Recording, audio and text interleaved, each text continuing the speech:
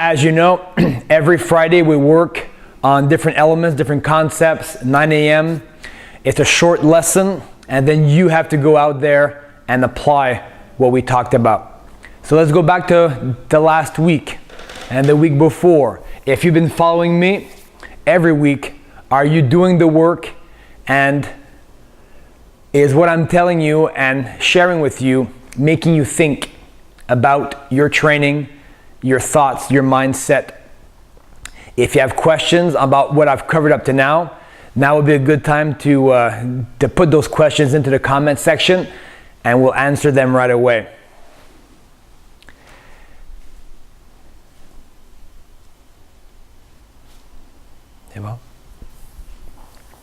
All right. So as you know, December, right, like really quickly, in a flash, we're in the month of December. So what happens in December? Lots of good stuff, but also some bad influences. So make sure to think about and plan ahead. If you plan ahead, then you'll be able to make smarter choices throughout the December month on what you do, what you eat, what you drink, and what you do to exercise. There's one concept that my dad talked to me about before, about putting on the blinders and the earmuffs.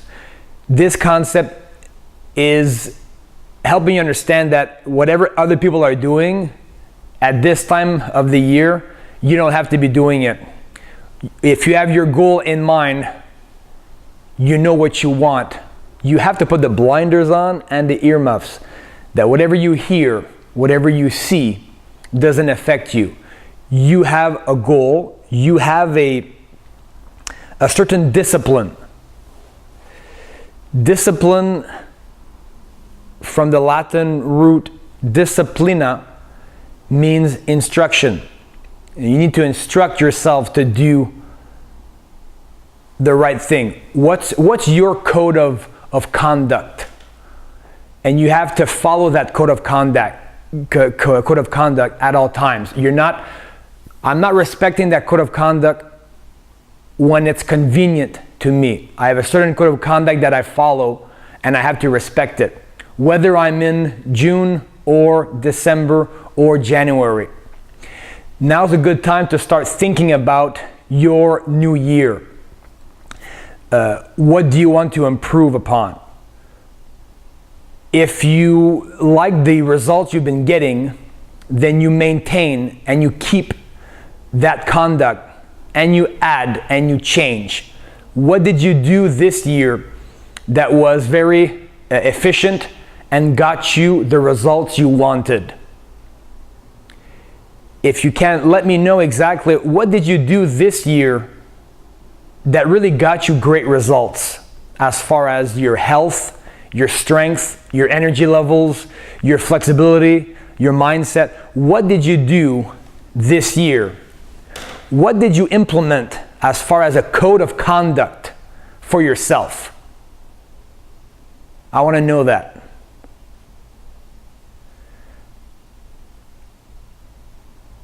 You could say the Friday morning workouts. I would be happy about that. Maybe it is, like maybe it's not. But for me, doing these trainings each week is as beneficial for me as it is for you. Set a new routine. Thinking you do the same things over and over again and getting a different results. Like we know, like what's the answer to that important saying?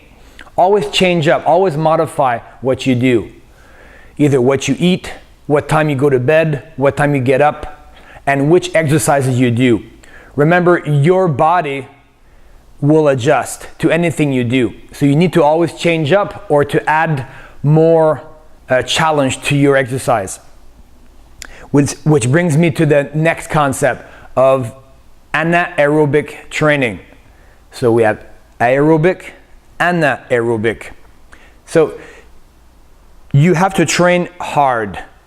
Most people don't want to train hard, but I'm thinking that if you're here on this call, you want to get the maximum results.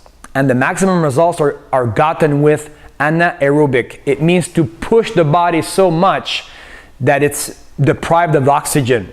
And then once you rest, then there's like your metabolism really kicks into gear and burns more fat, builds muscle even after the workout is over.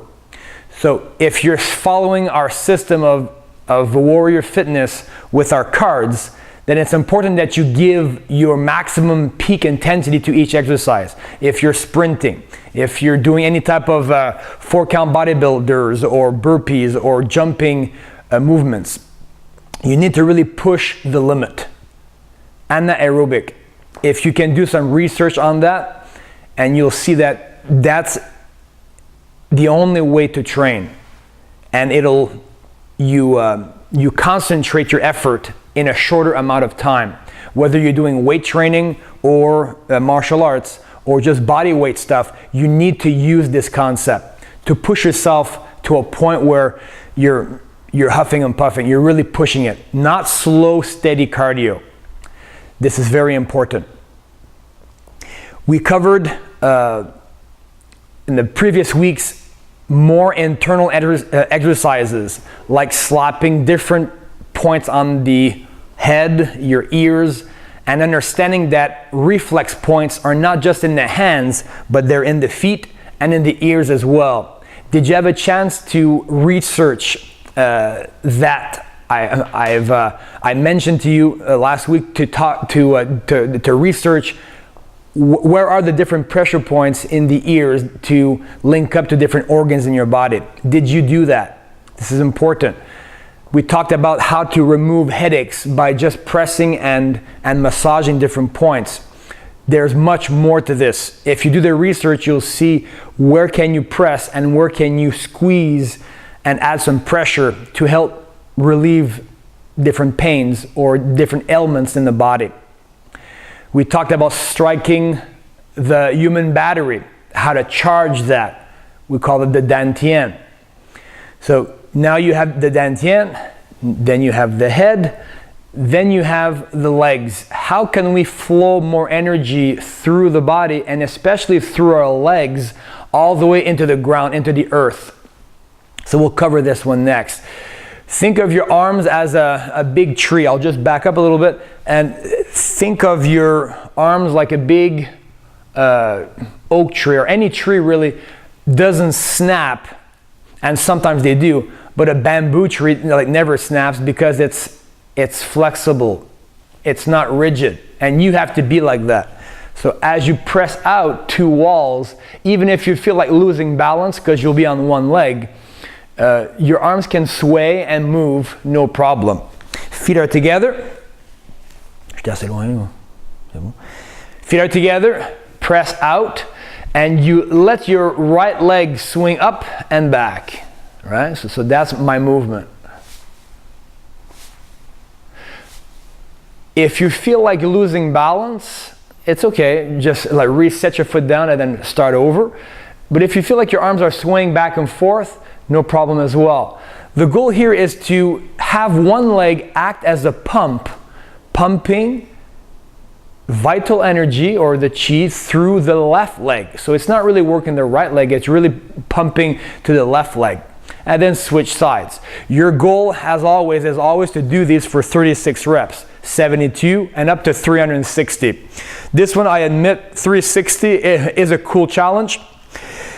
At first you will feel pain. We talked about pain. If you feel pain, it's a sign of blockage or weakness, but usually it's energy is not flowing well in that current, or like that connection needs to be improved. You might feel pain right in the bottom part of your sole, which they call the bubbling well. There's a spot right in the middle of your foot here, and that's where you might feel some pain. Totally normal at first. As you get used to doing this movement, you'll feel less and less pain in your feet, and you'll guarantee that the energy flows well up and down through the leg. Keep your leg locked.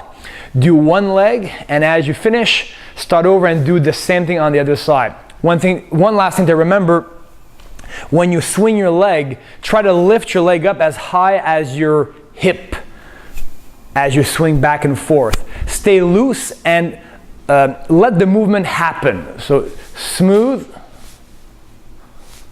And I'm not forcing my leg at all. So when I reach the front, I lift at the height of my hip, and as I let my leg go back behind me, I relax it, I keep it loose. Count only 2 movements equals 1. So 1 and then 2.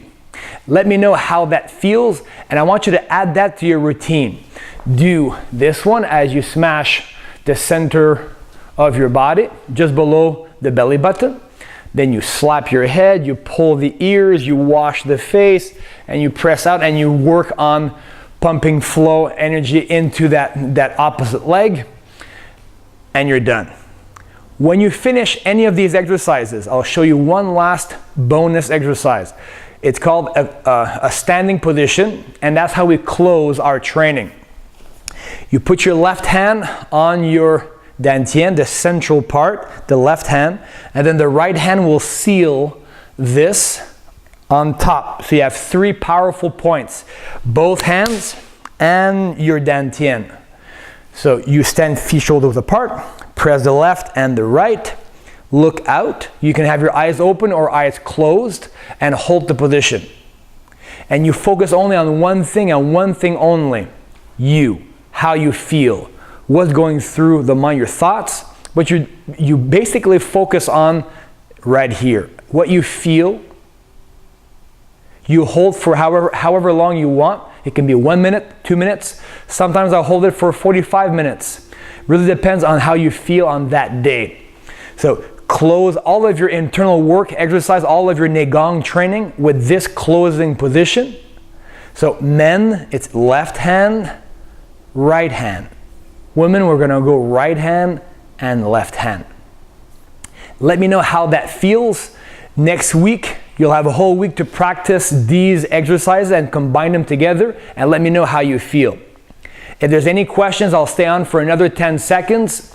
But again, do the work, do the exercises, and you will get the results. Like Edison said, do the thing and you will have the power. So do the thing. The thing is this constant work, whether it's breathing, holding the breath, doing meditation, doing the Neigong training, and doing martial arts. That's what we do, and hopefully you're as passionate about this stuff as I am and that my family is doing this Kung Fu training. So have a great week. Think of December. Are you going to follow like a sheep and do what everybody else does, or will you do the opposite?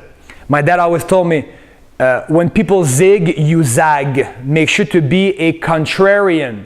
Don't have to follow the herd. Do what you think is right as far as what you do, what you think, what you eat, what are your values at this time of year. Don't be a sheep. Don't be following the herd. You carve your own path. So think about that. And I'll see you next week.